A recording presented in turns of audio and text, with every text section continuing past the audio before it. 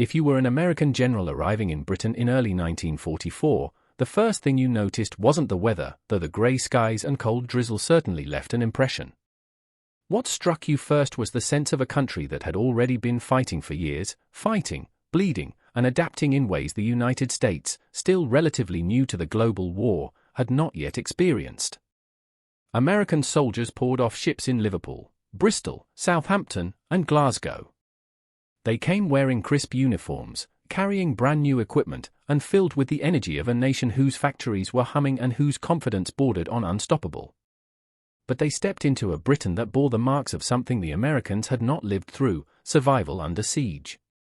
Whole blocks in London were still shattered from the Blitz. Windows boarded over.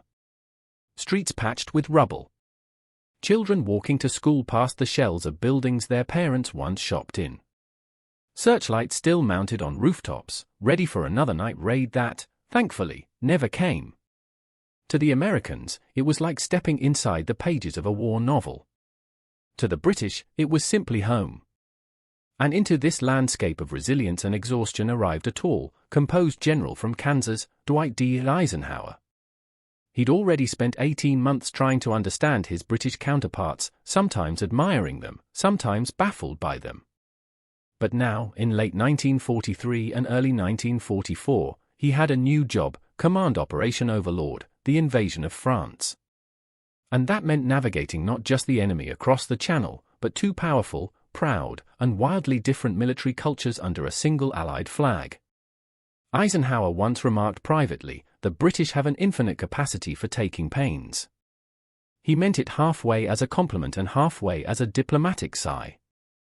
The British way of war, as he recognized, had been forged through trial and error, often the kind paid for in lives. They planned. They discussed. They debated. They wrote everything down. Sometimes they seemed to plan more than they fought.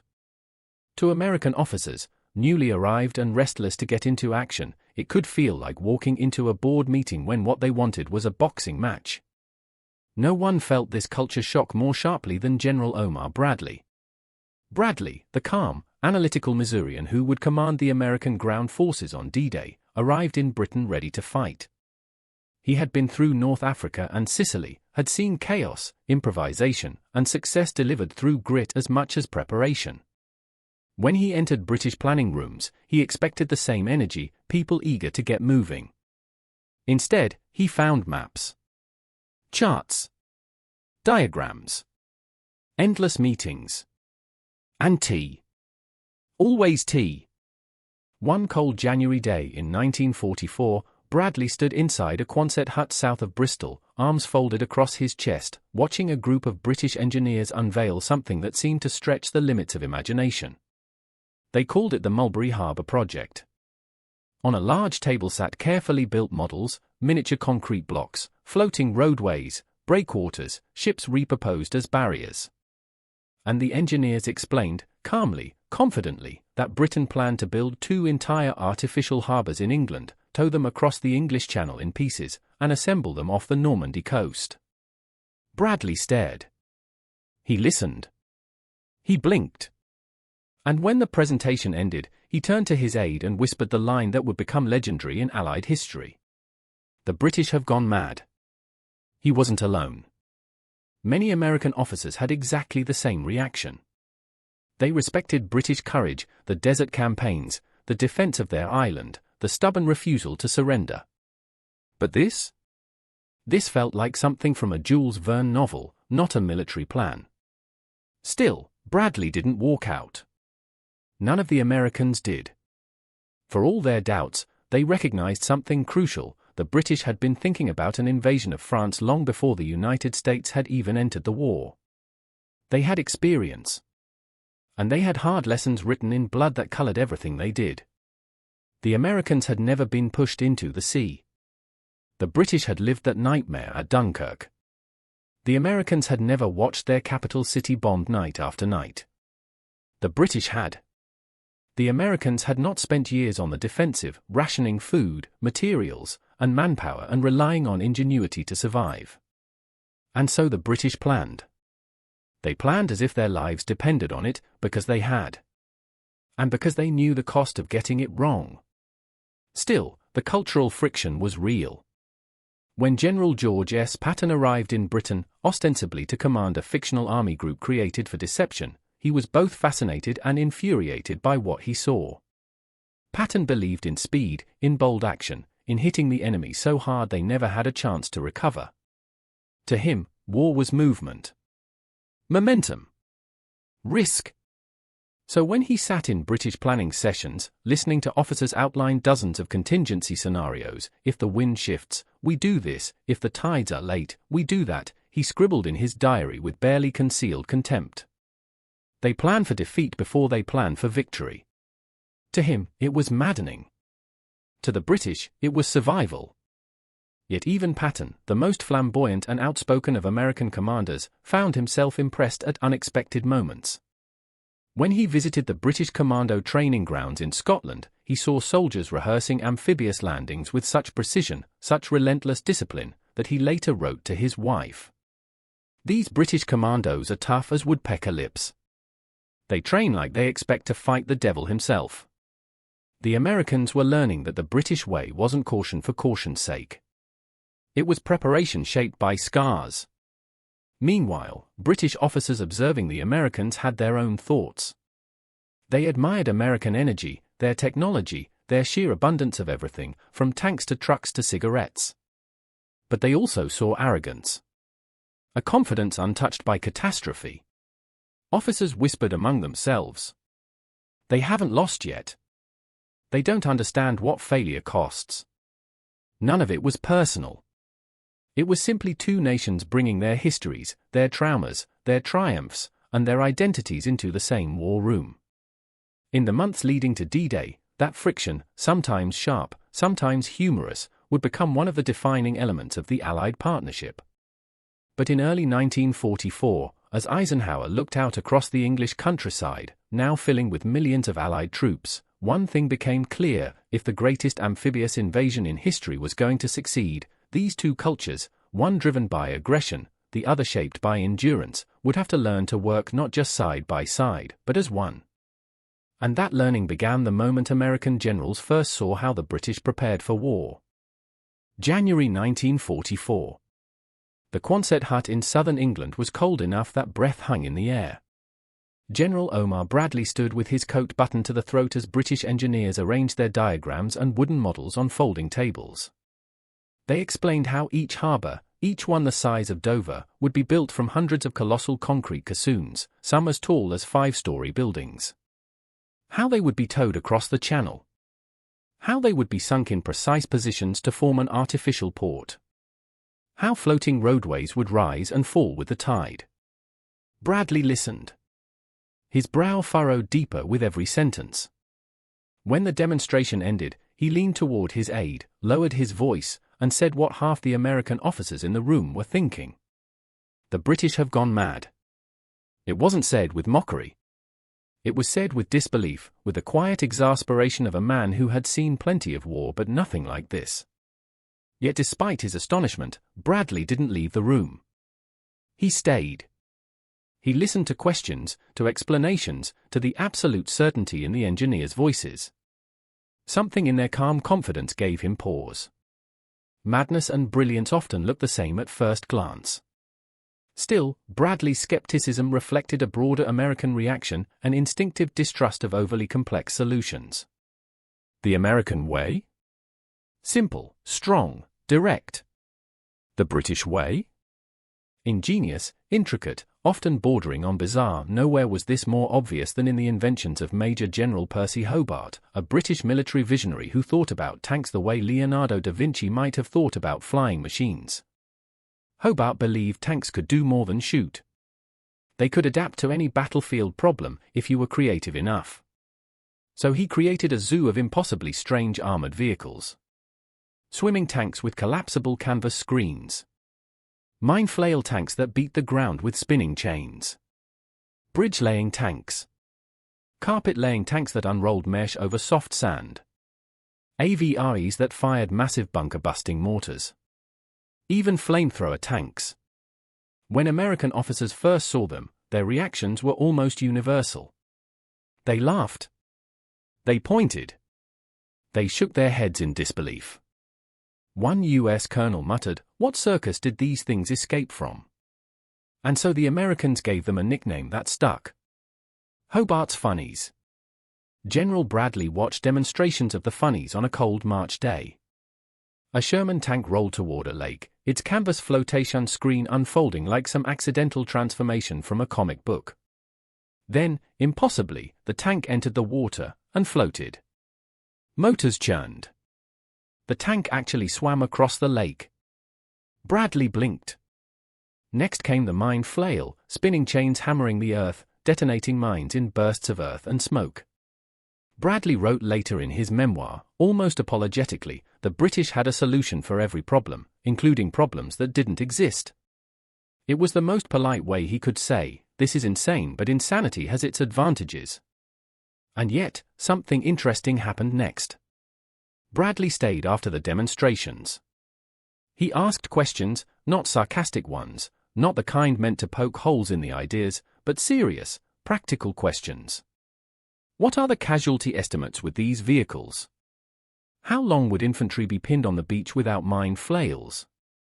How fast can a swimming tank get ashore in rough surf? The British answered each one in calm, precise detail. They had run the numbers. They had tested and retested their creations. And their projections were sobering. Without these specialized vehicles, casualties among the first-wave infantry could skyrocket. Bradley wasn't a man who ignored numbers. He was a pragmatist. And so, despite laughing at the funnies moments earlier, he authorized American forces to adopt some of them, reluctantly, inconsistently, but decisively enough that it made a difference. This was the essence of the Allied relationship. The British brought ideas the Americans found strange. The Americans brought muscle the British desperately needed. Together, they made unlikely solutions possible. Patton, outrage and admiration. Of all the American generals in Britain, none wrote more candidly than General George S. Patton. His diaries from early 1944 are a window into a volatile mind, sharp, impatient, fiercely aggressive, and absolutely convinced that war rewarded boldness, not caution. When Patton visited British planning sessions, he felt trapped by endless conversation. After one particularly long meeting, he scribbled furiously in his diary. They plan for defeat before they plan for victory. He didn't mean it as an insult. He meant it as a complaint, born of confusion. He simply didn't understand the British approach. To Patton, the idea of rehearsing the worst-case scenario seemed defeatist. To the British, it was common sense. Yet even Patton was not immune to admiration. When he toured the commando training bases in Scotland, watching men rappel cliffs under live fire, storm mock bunkers in darkness, and launch amphibious assaults with clockwork precision, he found himself struck by their determination. He later wrote to his wife, in a moment of genuine respect, "These British commandos are tough as woodpecker lips. They train like they expect to fight the devil himself." It was the closest Patton came to admitting that perhaps the British knew something he didn't. American confidence meets British scar tissue. The deeper the Americans dug into British preparations, the more they realized the roots of the differences between their militaries. American officers had energy, confidence, and optimism, a nation's enthusiasm channeled into military power. But they had not lived through Dunkirk. They had not endured German U-boats strangling supply lines. They had not watched their home island bombed for months. To the British, every plan came with the memory of disaster. Every innovation came with the memory of a failure it was meant to prevent. If the Americans were driven by potential victory, the British were driven by remembered pain. One British brigadier put it quietly during a briefing, thinking aloud to a group of Americans. "Hope is not a plan. And we've run out of men to waste." The words hit home. Slowly, gradually, the American commanders began to understand British caution wasn't fear. It was wisdom. Eisenhower steps in. As the arguments, misunderstandings, and cultural collisions piled up, Eisenhower recognized the need to keep the alliance cohesive. He believed in the British planners, sometimes more than his own generals did. When American engineers dismissed the Mulberry Harbors as impossible, Eisenhower cut them off mid-sentence. He said, bluntly, "The British have been thinking about amphibious operations while we were still figuring out which end of the rifle to hold. If they say it can be done, we're going to help them do it." It was classic Eisenhower, diplomatic in tone, firm in intention, and utterly pragmatic. If a plan increased the odds of success on D-Day, he would back it, no matter how strange it seemed. A clash turning into cooperation. By the spring of 1944, something unexpected began to happen. American officers, once skeptical, started adopting British methods. Not all of them. Not completely. But enough to make a difference. They studied British landing craft procedures. They adopted British briefing formats. They used British reconnaissance maps and models. They trained with British amphibious specialists. They examined British casualty projections and found that, like it or not, they were usually right. Slowly, tension turned into respect. The Americans still found British planning slow. The British still found American commanders reckless. But both sides began to realize that their strengths covered each other's weaknesses. The Americans brought drive, speed, and overwhelming force. The British brought precision, ingenuity, and wartime experience. Together, they were forging something powerful. Something capable of crossing the Channel. Something capable of changing the course of the war. By March 1944, American generals were being pulled into classified briefings that revealed the full scope of British planning. These meetings took place behind locked doors, beneath layers of security so tight that even senior officers were told to leave their aides outside. One of the first to receive the full briefing was General Omar Bradley. He stepped into a dimly lit room, the walls covered floor to ceiling in maps, diagrams, and reconnaissance photos. Intelligence officers moved quietly between tables. A massive relief model of the French coastline dominated the center, cliffs, beaches, dunes, villages, all meticulously recreated in plaster and sand. Bradley ran a hand across the model. It was astonishingly detailed. A British officer explained, "Every soldier in the landing force will study one of these. We want them to recognize the beach the moment they step onto it." Bradley looked up, impressed despite himself.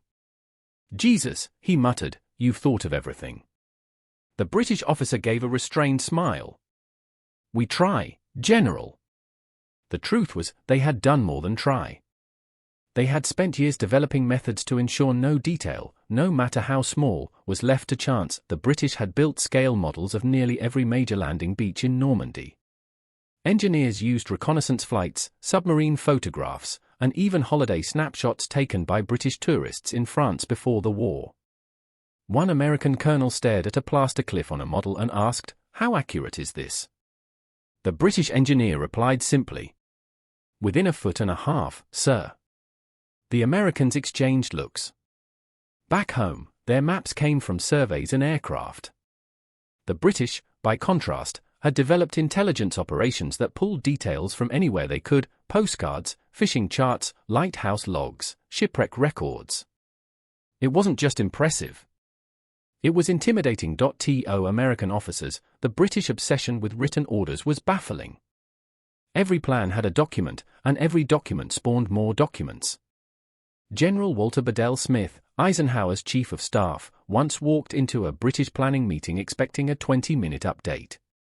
3 hours later, his eyes glazed, he whispered to Eisenhower, "If the war depended on paperwork, the British would have won it already." But later, in a quieter moment, he admitted the truth.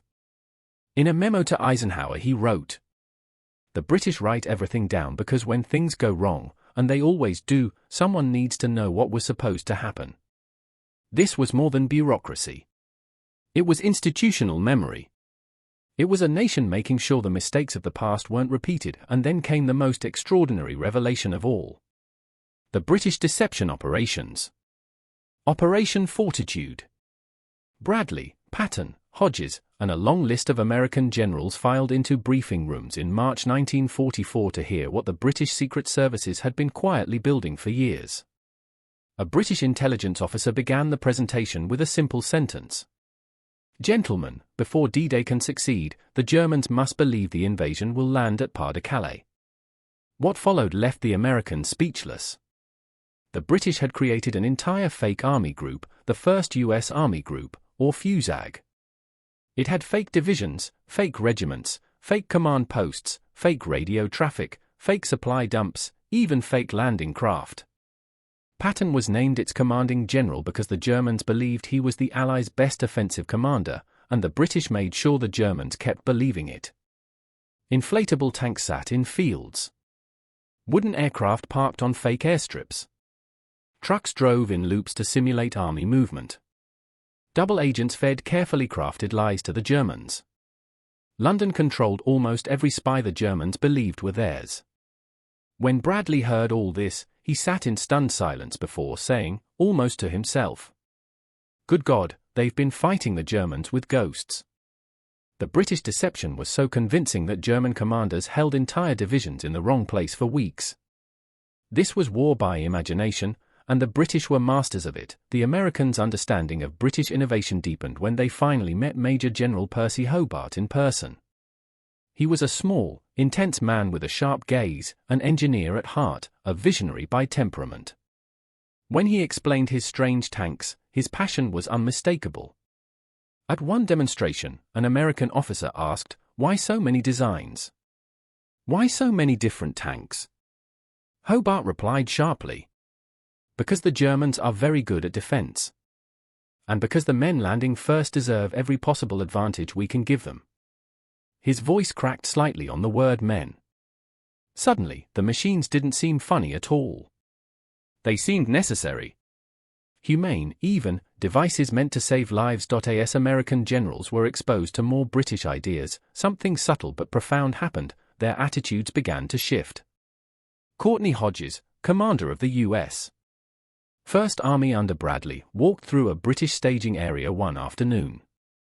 He saw troops practicing landings with precise timing. He saw equipment laid out perfectly. He saw maps, rehearsals, signage, medical stations, all placed with surgical accuracy. Later he wrote to a friend, "They've thought of everything except what to do if the channel disappears." It was meant as a joke, but the admiration was real. The British had built a machine of organization on a scale the Americans had never imagined. The more the Americans saw, the clearer the truth became. The British weren't cautious, they were survivors. They weren't overplanning, they were learning. They weren't obsessed, they were prepared. Everything strange about the British approach suddenly made sense. The endless meetings? A response to disasters like Dunkirk. The meticulous maps? A lesson learned from early North African failures.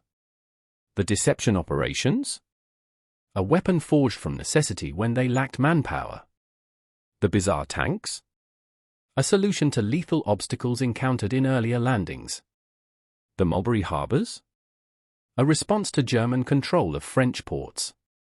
The British had spent years fighting with limited resources.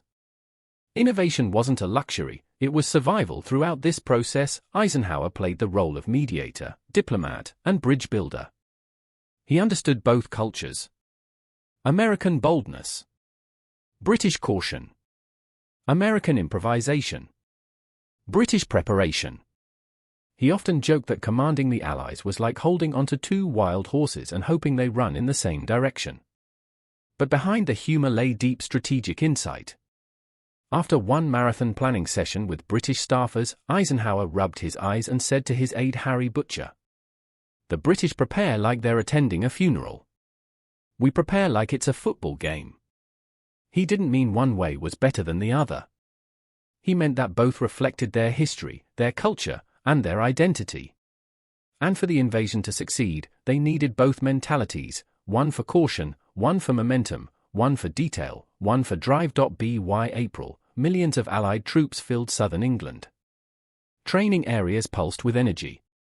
Roads overflowed with trucks, tanks, and jeeps. Camps buzzed with last-minute briefings and rehearsals. American generals walked among British units and realized something unexpected. They weren't just witnessing preparation. They were witnessing the culmination of everything the British had learned in 4 brutal years of war. That's when the skepticism finally began to fade. Frustration softened. Respect took its place. The Americans didn't become British. The British didn't become American. But the two armies began to understand each other. And that understanding, fragile, hard-earned, imperfect, was the glue holding together the most complex military operation in human history. In late April 1944, American forces prepared for a full-scale practice assault on the English coast. The operation was called Exercise Tiger, meant to simulate the landings at Utah Beach. British naval units provided escort. American infantry and armor would storm the beaches. Everything was designed to mirror the real invasion as closely as possible. The troops loaded into their landing ships early in the morning. Engines hummed. Boots thumped across metal decks. Officers moved through the ranks, giving last-minute reminders. On the coastline, British observers waited to evaluate every step. If there were mistakes, this was the moment to find them, fix them, and move on. But no one expected what happened next. Just after midnight, as the convoy moved through Lime Bay, German E-boats, fast attack craft, slipped past patrol lines and spotted the slow American landing ships. They attacked without warning. Torpedoes streaked through the dark water. The first blast ripped into an LST, sending men and equipment into the Black Sea. Panic spread. Radio frequencies were confused. Some ships couldn't communicate because British and American units were using different codes. Another torpedo slammed into a second ship. Flames burst into the night. Men leapt into the freezing water, many weighed down by full gear. Others stayed aboard, trying to rescue wounded comrades. Within minutes, the rehearsal became a tragedy, over 700 Americans killed in the water. When the survivors reached shore, exhausted, freezing, traumatized, General Omar Bradley rushed to meet them. He walked past rows of shivering men wrapped in blankets. Medics bent over the injured. Officers moved quietly among the survivors, heads bowed. Bradley spoke softly to one young soldier who sat staring into nothing. "What happened out there?" Bradley asked. The soldier's voice cracked. "Sir, it was a slaughter." The disaster shook American commanders deeply. Many were furious, blaming British naval protection, communication failures, and the secrecy that prevented units from knowing the full picture. Some wanted to move on quickly and avoid reopening wounds. But the British responded differently. Within hours, they convened multiple boards of inquiry. Not to assign blame, but to identify every failure, every misstep, every point of confusion. They documented radio frequencies, escort positioning, convoy timing, troop briefing procedures, everything. Over the next few days, naval officers, engineers, planners, and intelligence specialists reviewed the entire operation from start to finish. To many Americans, it felt like overkill. They wanted action, not paperwork. But Bradley, watching the British work, realized something important. They weren't trying to protect themselves. They were trying to protect the men who would land on real beaches, under real fire, with no second chances. Days later, he wrote in his memoir, "The British taught us something important that day. Rehearsals are meant to reveal problems, not prove you're ready." It was a painful lesson, but a necessary one. As May approached, with D-Day looming, American commanders began incorporating more British methods into their own systems. These were changes no one expected a few months earlier. Detailed briefing packets. Multiple contingency plans. More thorough reconnaissance reviews. Rehearsals that focused less on showing off and more on discovering weaknesses. General Courtney Hodges summarized the shift when he told a colleague, "We wanted a rehearsal to go well. They wanted it to teach us what could go wrong." He paused, then admitted, they were right. Even General Patton, who had been held in England as part of the deception plan, was forced to acknowledge the value of preparation. On June 5, the day before the invasion, he stood on a hillside overlooking American camps, men packing gear, checking weapons, cleaning rifles. Patton scowled, frustrated at being kept from the initial assault, but he couldn't help noticing the discipline and coordination that had grown over the past few months. He wrote in his diary that night, "The British were right about one thing: you can't improvise an invasion. You prepare, and then you execute." It was perhaps the closest he ever came to admitting the British approach had merit. Meanwhile, Eisenhower had evolved even more dramatically. The man who once sighed at endless British meetings now insisted on the same level of detail. He spent late nights reviewing plans, asking precise questions, and demanding clarity where none existed.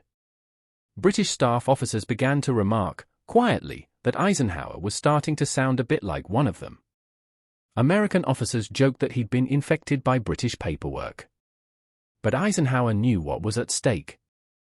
He had seen the results of rushed planning in North Africa, and he would not repeat those mistakes on the shores of Normandy. The days leading to the invasion were filled with tension. Across southern England, roads were jammed with vehicles. Soldiers camped in fields and forests. Paratroopers rehearsed jumps. Engineers checked equipment. Naval officers studied tide charts. And always, in the background, the quiet hum of British planning continued: stacks of documents, briefings, updates, weather predictions, supply manifests. In one late-night conversation, Eisenhower spoke with his naval aide, Harry Butcher, while walking through an embarkation point. British troops sat quietly beside their landing craft, checking weapons, adjusting packs, speaking in low voices. American troops nearby laughed loudly, slapped each other on the back, and tried to mask nerves with bravado. Eisenhower watched them both and said, "The British prepare like they're going to a funeral. We prepare like we're going to a football game." He gave a tired smile.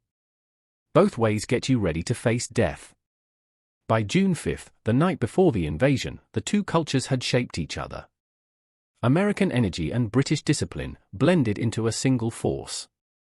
Not identical, not fully aligned, but synchronized enough that they could fight as one. Then came the storm. The weather in the Channel turned violent. Winds howled.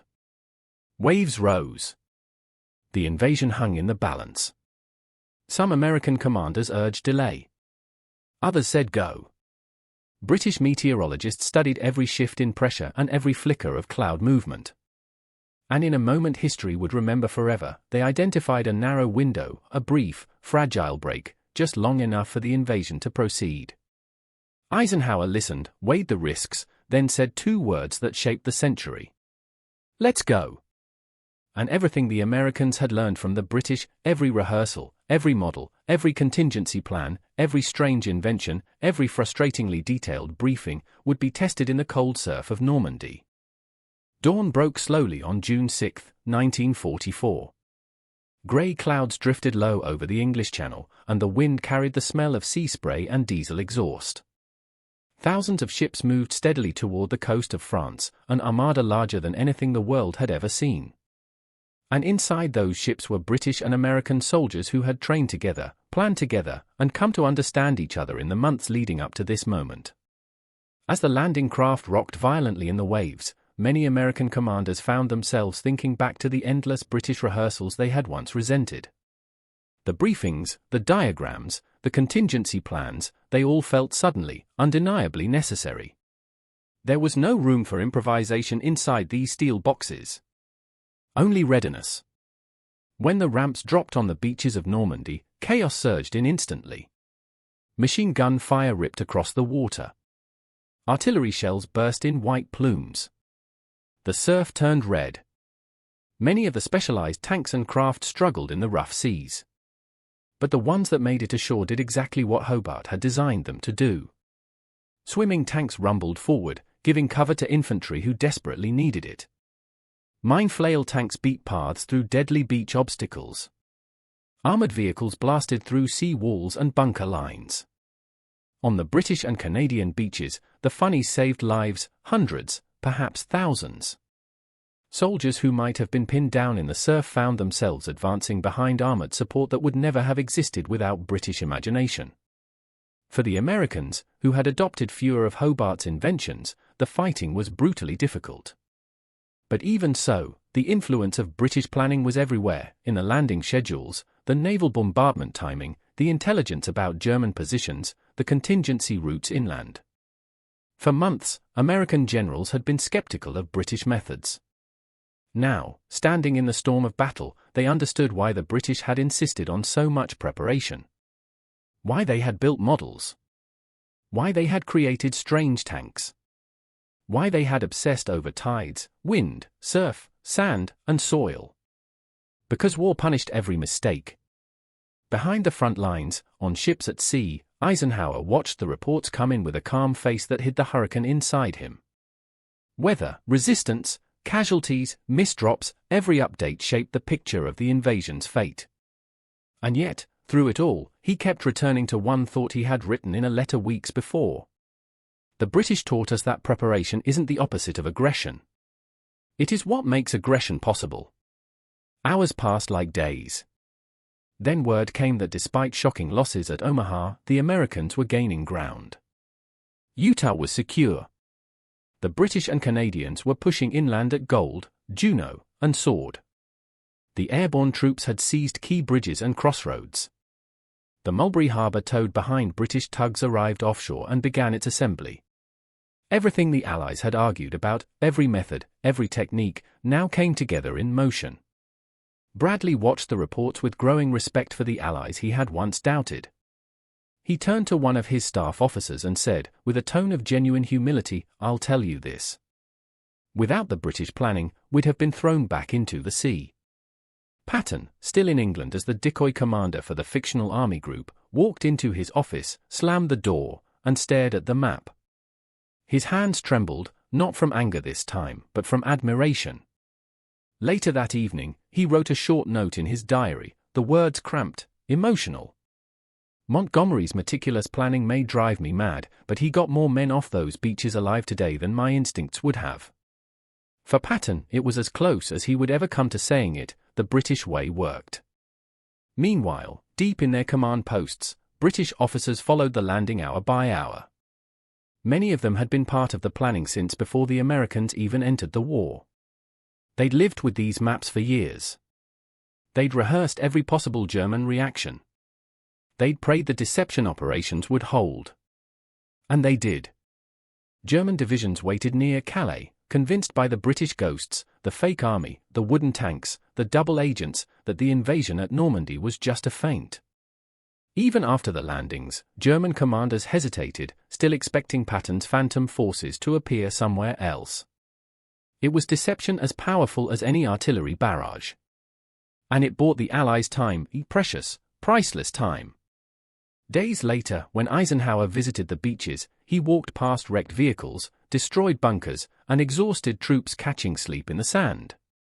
He stood for a long moment, hands in his pockets, looking out at the Mulberry Harbor rising and falling with the tide. It was still being assembled, but parts of it were already working, ships unloading men and equipment directly onto floating roadways, marching into France on lanes that hadn't existed a day earlier. Eisenhower spoke quietly to his staff. "I shudder to think what would have happened without this harbor." He turned away, emotion flickering in his eyes. He had once doubted the plan, just like Bradley, just like Patton. Now he saw its genius. As the weeks passed, the lessons of the British approach continued to prove their worth. The deception operations kept German reinforcements dispersed. The Mulberry Harbor sustained the advance until Cherbourg fell. The specialized armored vehicles helped clear towns, bridges, minefields, and defensive lines. And the meticulous planning allowed commanders to adapt to unexpected problems without collapsing into confusion. By late summer, American generals no longer saw British methods as strange. Instead, they saw them as a different path to the same goal, a path shaped by different battles, different losses, different experiences. Bradley, reflecting months later, summed it up perfectly. "We came to Britain thinking we'd show them how to be aggressive. Instead, they showed us how to prepare. The invasion succeeded because we combined American drive with British planning. Neither alone would have been enough." Patton, never one for compliments, still found himself writing in a rare moment of reflection, "The British and I will never agree on how to fight. but I'll be damned if their thoroughness didn't pay off. Montgomery, Eisenhower, Bradley, Patton, these men would argue often. They would disagree loudly, sometimes bitterly. Their cultures would never fully merge. But they respected each other in the way soldiers do, in the way people who have been through hell together learn to trust, even when they don't see eye to eye. By the end of the war, when Bradley returned to the United States, someone asked him what he had learned from the British. He paused, thinking of the long nights of planning, the strange inventions, the endless tea, the stubborn arguments, the hard-won victories. He finally said, "We taught them to punch harder. They taught us to aim better." It wasn't perfectly accurate, the British hadn't lacked courage, and the Americans hadn't lacked discipline. But the meaning was clear, each side gave the other what it needed most. In the end, what American generals said when they saw British preparations evolved profoundly. They arrived skeptical. They grew frustrated. They laughed at the inventions. They joked about the planning. They cursed the paperwork. But they left with respect for an ally who had endured what they had not, and learned how to win through preparation, ingenuity, and relentless attention to detail. The invasion of Normandy succeeded because two nations with two very different military cultures learned to fight not beside each other, but together. American industry and energy. British endurance and meticulous planning.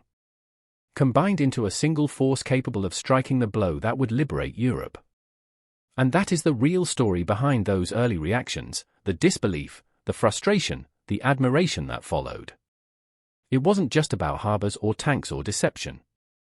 It was about two allies learning that their differences were strengths, not weaknesses. And when joined, those strengths created one of the most formidable military coalitions the world has ever seen. The Americans walked into Britain thinking the British had gone mad. They walked out believing the British had been wise. And because of that wisdom, combined with American power, the road to Normandy opened. The war began to turn. Europe began to hope. And the course of history changed forever.